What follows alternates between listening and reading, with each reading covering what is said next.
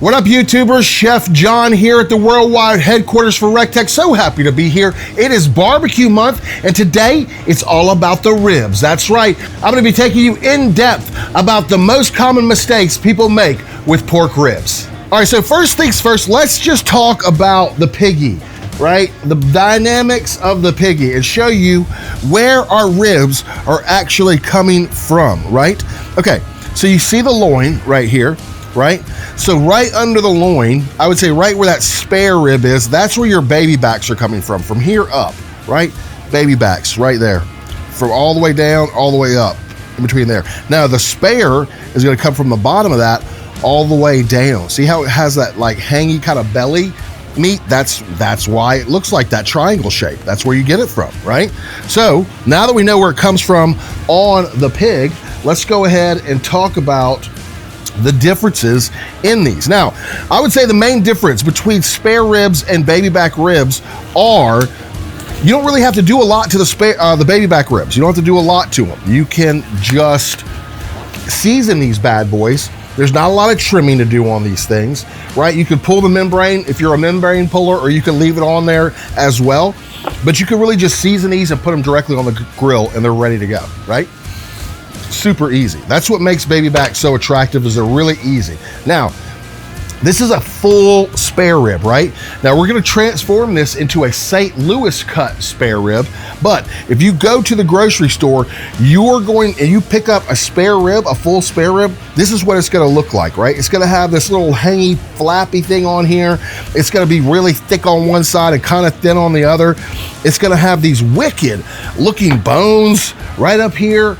So crazy, right? But that's a good looking rib. Now, you could cook this just like this if you wanted to. We could inject it, we could season it, and we could put it straight on the grill, and it's gonna come out delicious, right? It's gonna have a little bit of cartilage in there because we haven't St. Louis'd it yet, but this would be fine to go ahead and cook just like this.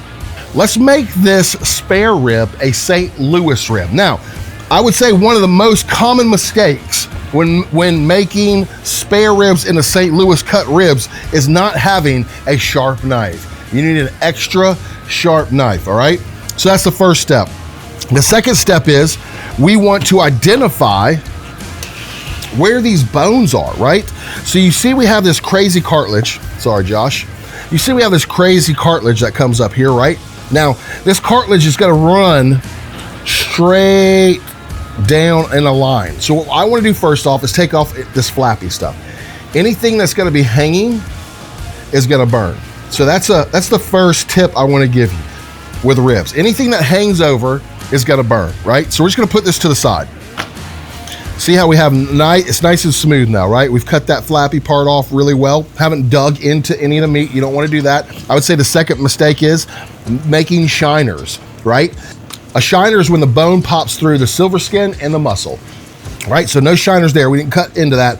We just went straight across, right?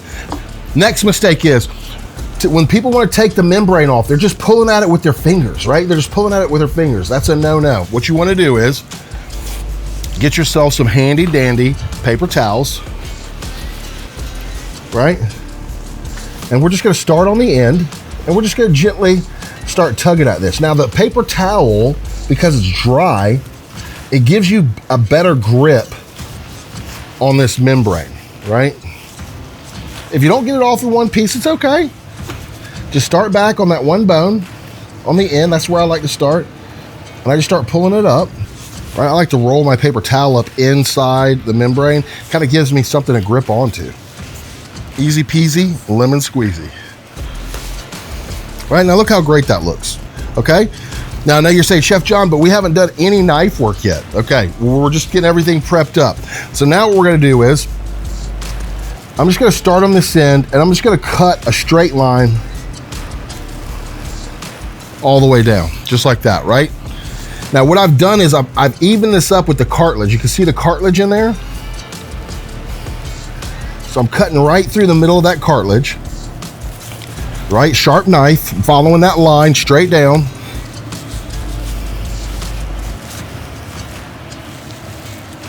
We're not gonna throw this away. We're gonna put this on the grill because that's gonna be good eats right there for sure. But Now this is starting to look more like a rib that you guys know, right? Like, yes, Chef John, that looks a lot more like the ribs that I get from my local grocery store. That's because this is what they do, right? The other thing is too, this is another tip for y'all. The more cuts a butcher has to make before you get your meat, the higher the price the meat's gonna be, right? Every time he takes his knife through a piece of meat, the price is gonna go up. So one of the advantageous parts about using spare ribs instead of St. Louis is you can make these simple cuts and save yourself probably like $2 a pound on your ribs. Delicious. These look great. Look at this. Look how great these look. That's what I'm talking about. Now, totally could cook these just like this. They look absolutely amazing. I'm gonna do a little trim work on this side just to square them off, right? It's just gonna, squaring them off is gonna help them cook much more evenly. Now look at that. That's looking real righteous, okay? All right, we're gonna trim that front. And there you go, ladies and gentlemen. You have spare ribs, trimmed up, ready to rock spare ribs. All right, y'all, let's talk about seasoning and some of the common mistakes y'all make when you're seasoning up your pork ribs. Now, the first thing is, if you're using any of the recteq seasonings, you need to be using more than one. If you're only using one, you're not living up to your full potential, right? So what I have here is some Ron's Screaming Pig. Right, we're gonna do a nice little layer of Ron's. Right, a little patty in there. Next, we're gonna hit it with some Chef Greg's 4-letter rub. The next mistake people make is they don't let their seasoning rest on their protein long enough. If you want a good crust and a good bark, the key is let this seasoning get tacky on top of your ribs. Now, what tacky means is it'll start to look moist on the top of these ribs. And as soon as it looks moist all over the top, that's when it's proper to flip so all the seasoning doesn't dump off. All right, the next mistake with seasoning, you always want to season the bottom first. That way, when you flip it, you never have to touch the top again, right? So on the baby back, we're gonna hit it with some Chef John Soul Powder. A little light dusting of soul powder. Then we're gonna go ahead and hit it with some Chef Greg's 4-letter rub. End to end. And then last but certainly not least, we're gonna hit it with that Jody's Asian Persuasion.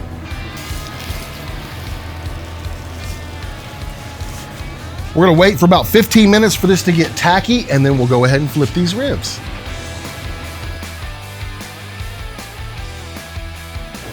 All right, so we've let these ribs rest for about 10, 15 minutes. See how it's gotten nice and dark and kind of moist looking all through these ribs, right? That's exactly what you want. That's what's gonna create the amazing bark that you guys love, right? So tackiness, letting all that salt and sugar that's on top of that pork really start to pull the moisture out of the pork and replace it with whatever the seasoning you have on top of your protein. So works out great. All right, so the next step is we're gonna go ahead and throw these in the recteq. Now, a common mistake people make is they're like, I have to do my ribs low and slow to get smoky. That is not true, right? We're gonna cook these ribs at 325 degrees, and because we're burning the recteq Ultimate Blend pellet, pure blend of red oak, white oak, and hickory, it's going to allow you to get some of that beautiful smoked flavor to penetrate these ribs. All right, let's go ahead and toss these on. They're those cut pieces that I already put on. Now those are gonna finish first and give us a little sample of what everything tastes like. All right, so there are those spares, so St. Louis cut. We got those baby backs right here, right? The next most common mistake that people do when you're putting your ribs on the grill, you don't want to pull them flat and straight out like that because that's how they're going to cook. We want these bad boys plump. So we're going to squeeze them on the end so that you can see the ridges of plumpness inside your rib. One of the more common mistakes that people make is lifting their lid to check their ribs. Let the grill do the cooking. If you're looking, you're not cooking. Now, I wouldn't call this a mistake, but you should know that you can have your ribs either way, wet or dry, just depends on if you're willing to wrap or not. Okay, let's talk about the wrap. So I'm going to wrap those Asian Persuasion Chef John wings, and I have a little secret that we're gonna do, right? So first thing is you wanna make sure that you have 2 pieces of aluminum foil. Now, Chef John, why don't you use paper? I personally don't use paper because paper is messy. It's going to leak out some of those liquids. It's gonna get all on your grill. It's gonna get all on your cutting board. It's gonna get all over your wife's table. I just avoid that step and use aluminum foil. It keeps all those liquids trapped in. All right, so speaking of the liquids, what I want to do is I'm going to make a foil boat, if you will, right? We're gonna pull the edges up on this foil. Now, if you're asking yourself why, it's so that we can trap the liquid in here without it running all over our table, right? So the first thing we want to do is we're gonna hit it with some teriyaki sauce, right? Ooh, these things already sound good. I know y'all are like, Chef John, no. Yes, we are. Now, I want you to think about this though. Stay with me, right? We're gonna hit it with some hoisin, right? A little bit of hoisin in here, right? We're gonna come back with the Chef Greg's, right? Then we're gonna hit it with some more Asian Persuasion.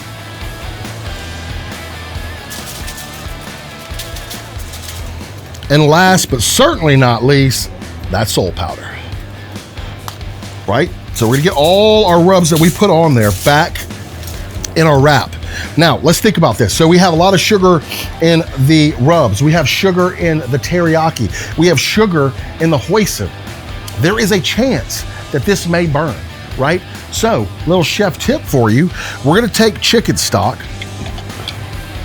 right? And I know you're like, chicken stock, Chef John. Chicken stock is a great neutral stock that you could put in other stocks besides vegetables that will take the flavor on of whatever you're putting it in, right? So we're just gonna use this chicken stock as a liquid to break up some of this sugar, right? So now it's going to caramelize before it burns because we've added another liquid to it that doesn't have any sugar in it. Shoot, yeah. All right, so we're gonna go ahead. Remember, 325 degrees, because why? Because we can. You know, that's why, because we can do it. Ooh-wee, that looks good. Right, so we're gonna go ahead and take it out. We're gonna put it bone side up, right? So all that meat straight down in that delicious liquid, right? And now we're gonna fold it up. Now, you wanna be careful of these bones on the edges, right? These will tear this aluminum foil. So we're just gonna come in gentle, right? Coming in gentle. You see how that raised edge helps us to keep all this liquid in? That's exactly what we want, right? Right, just like that. All right, now we're gonna spin it. And we're gonna come across, right, lifting the side edges up so that if any liquid does run out, it's not gonna run out all over our grill. Right down here on the bottom, just like so. We're gonna slide these spares forward. Ooh, oh, they're hot, they're hot. Look how good those look, right? I've got some of our mustard sauce warming up right there on the grill. Oh, but those things look good enough to eat right now. Yeah, baby. All right, so we're gonna cook this till it becomes probe tender. We'll probably bring these up to an internal temperature of 208 to 210 degrees on the baby back. The St. Louis style, we're just gonna do these dry. Just give y'all both options. We're not gonna touch these again until we sauce them right at the end. All right, let's check out these spare ribs. Oh, look at how tender those things look. They are absolutely perfect and pretty much ready to come off. So what I want to do to finish these, all right, so I have some of that mustard sauce right there, right? Super hot. Why is it hot? Because you never put cold sauce on hot food. That's right, hot sauce, hot food. Right, and so we're just gonna dab this, right? Because we want these ribs to really be dry, but we want to add a little of that mustard flavor to it. So we're just gonna lightly dab this sauce across these dry ribs. Oh man, I wish you guys could smell the smells coming off of this thing. Right, you see how I'm dabbing it, not really like dragging it? That's what you want to do. I would say another mistake when people sauce their ribs at the end, they drag it like that. You don't want to paint it, right? You just want to dollop it on there.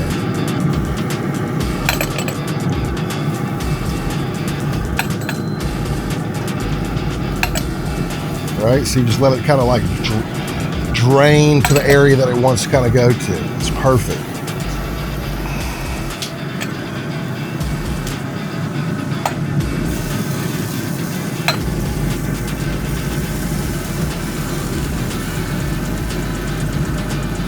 All right, we're gonna let this sauce get tacky. We're gonna leave them on here for about 4 to 5 minutes. We're gonna let this sauce dry up, and then we're gonna pull them off, and we're gonna eat these things. Oh yeah, that looks good, y'all. All right, let's go and get these bad boys off. Hot, hot, hot.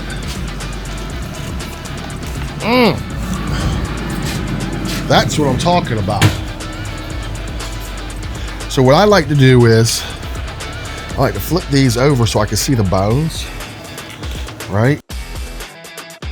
Go ahead, and that way I can cut right in between them.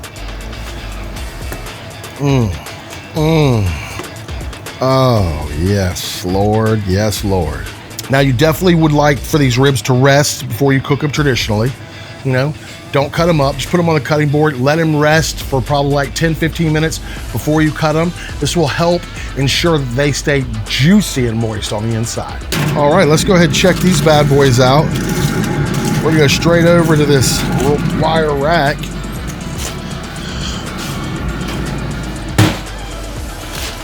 Oh, okay, we're gonna slowly unwrap these things. Oh my goodness. I wish y'all could smell the like teriyaki pork flavor that's coming off of these things. Man, they look so good. So this is how I finish these, right? So I'm gonna pull these off to the side, just like this. I'm gonna take this rack, all right? I'm just gonna flip these over right on the rack. Ooh-wee. Man, that looks good. Okay, so we're gonna put these back in. I'm just gonna get this glaze tacky, and then we'll pull them off and slice them up. Man, that looks good. Oh man, look at that glaze on those things. They have gotten nice and tacky, dried up a little bit. Ooh, look at that shine, boy. My last tip for y'all is going to be about these wire racks. Now, it makes it much easier to move your ribs around without touching them if you have a wire rack. So get a wire rack, treat yourself.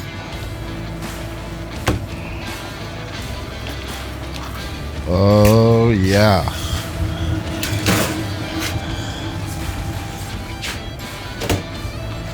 All right. There's only one thing left to do, Josh, is slice these bad boys up. So again, we're just gonna flip it over so we can see those bones. All right, we're just gonna get in here. We'll do two per for these baby bags. Yes. Yes. Look how tender that is. Oh my goodness. It's just like pretty much falling off the bone right now. Let's take a look. Oh my goodness.